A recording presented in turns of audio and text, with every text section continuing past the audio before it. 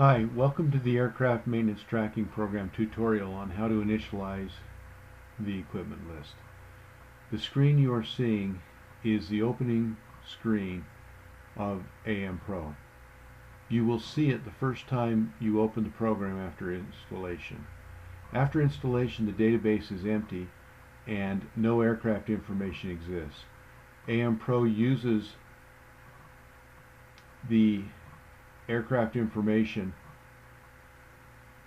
similar to an equipment list to provide the user the ability to gather and track aircraft information, including airworthiness directive compliance, annual inspection data, and maintenance tracking.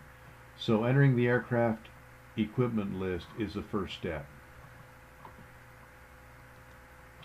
When a newly installed copy of AMPRO is started, it will query the user for information about the aircraft and maintenance personnel.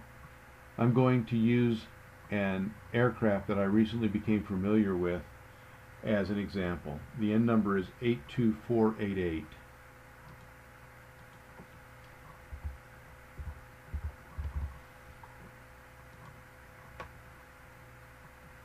The screen you now see is filled with information about the aircraft that can be downloaded from the FAA registry.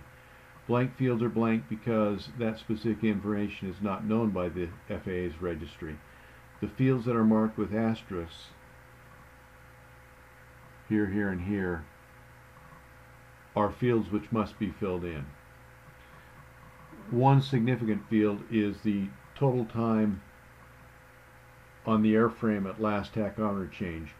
Note that the total time at last tach change must be filled in.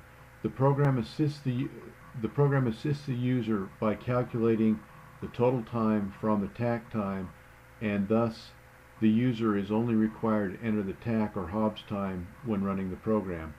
This field tells the program the number of hours that were on the airframe when the tach or Hobbs meter was last changed.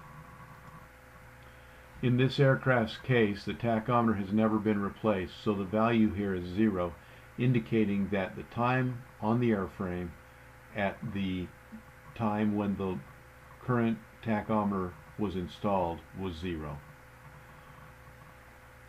So I'm going to click Save here. So the aircraft information has been saved. At this point, we have the option to enter a new aircraft N number, or we can enter additional information about the aircraft's engine, propeller, and maintenance schedule. So we're going to click select the 82488. Next, let's enter information about the engine.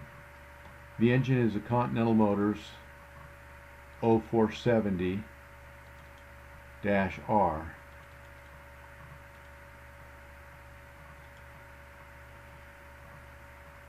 This much is known about that engine. Again, serial number is optional, and I'm going to enter that as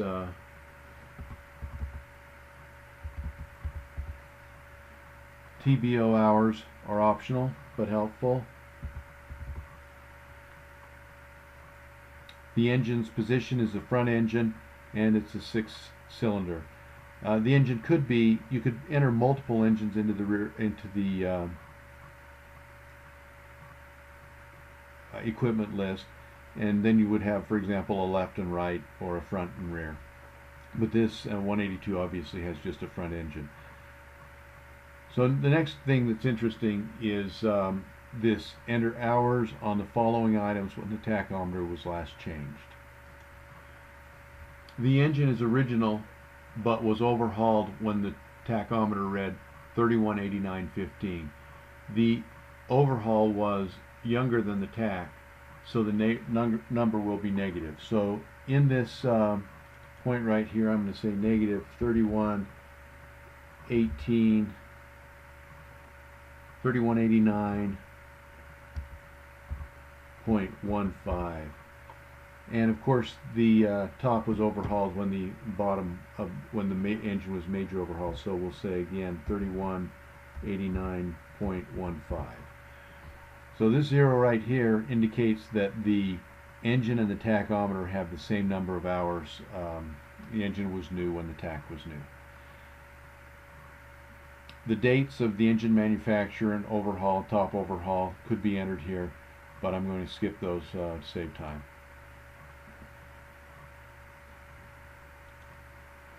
The next step is to add a propeller. In this aircraft's case, it's a Macaulay 2A34C, and the propeller was original to the aircraft, but it was overhauled when the engine was overhauled, so I'm going to put negative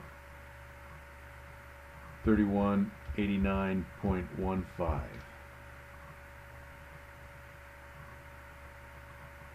And save. So at this point we have a minimal aircraft equipment list defined. We have an airframe defined, a front engine defined, and a front propeller defined. In addition, we could add scheduled maintenance items, and we'll talk about that in another video.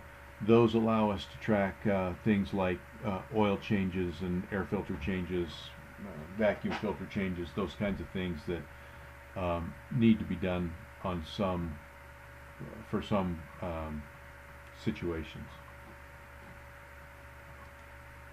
Later on, we could come in and edit any of these items, but for now, let's quit.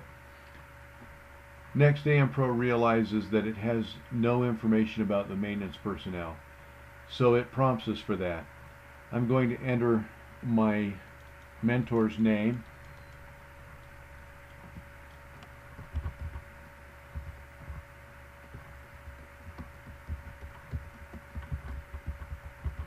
and I'll enter a portion of his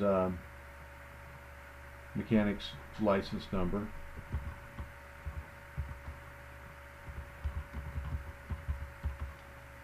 We save that, and we can see that Ralph has been added to the list of mechanics. Now, as I quit, this is the last step that needs to be entered when the program is newly downloaded. The program needs to know the current takt time, and it needs you to confirm that you wish to enter information about the highlighted aircraft, and it needs to confirm that the work will be completed by the highlighted mechanic. So the current takt time on the airplane is 32:44.15. The current date is June 4th. If the work had been done yesterday, for example, we could mark it to June 3rd, but let's just leave it at June 4th. This date will always come up with the current date as a suggested time. So I click select, and you'll notice down here at the bottom of the page we have an initialized airframe and mechanic. The aircraft is 82488, it's a 182G. Serial number of that, owner, takt time, and time since major overhauls 55 hours. So with this, we've entered all of the things that need to be entered to support the aircraft maintenance tracking program's facilities to track airworthiness directives, to provide inspections, to generate maintenance schedules, and to create logbook entry and AD inspection reports. In future videos we'll talk about those things, but just for a minute let's look and see what other capabilities we have the ability to do now that the aircraft's information is entered. We could enter a new aircraft annual inspection. We can analyze ADs, airworthiness directives. We can track scheduled maintenance and corrective maintenance, and we can generate reports which can either be logbook views or airworthiness directive reports. In addition, the program provides the information that is required by the FAA for inspection authorized mechanics to have. For example, we can look at the FARs, we can look at a logbook archive. You can scan logbooks, historical logbooks, and then you can look at the archives here. You can open the type certificate data sheet for the aircraft, open instructions for 337s. You can go to the advisory circular directory. Of course, our favorite 4313 1A and 1B are here, and inspection checklists. In addition to that, you can get information on the licensing of the program, when the license will expire. You can open the user's guide. And then finally, on the front end here, we are capable of exporting the entire database as a SQL format database, which can then be saved on the cloud or transferred to another machine. So thanks for watching this.